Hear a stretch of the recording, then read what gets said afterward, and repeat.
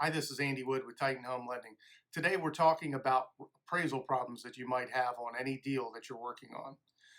FHA only allows one appraisal for a property if it's a regular FHA loan.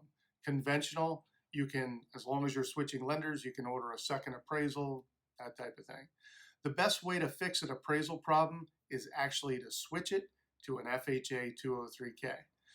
There are three major reasons why this is important. When you have an under appraisal, the first reason is anytime I do an FHA 203K, I'm allowed to order a new appraisal.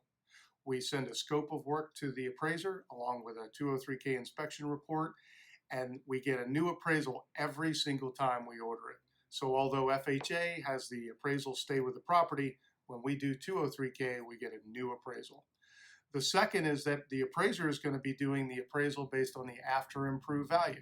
So if we're going to make improvements like put a new roof in, do some flooring remodeling, kitchens, bathrooms, landscaping, that type of thing, or a new roof, the house is actually going to be worth more money because we're going to be doing these improvements. So most likely you're going to get whatever value you need because we're going to do the after improved value.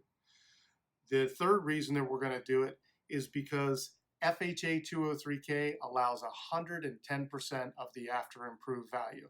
So even if the appraised value stays the same, we can go 110% financing based on the appraised value.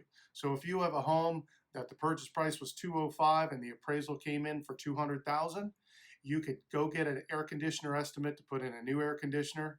We can switch it to an FHA 203K and close it as is with the existing appraisal. So the fix to every single appraisal problem you're ever going to have on an FHA loan is FHA 203K. My name's Andy Wood with Titan Home Lending. Thanks so much for checking in today.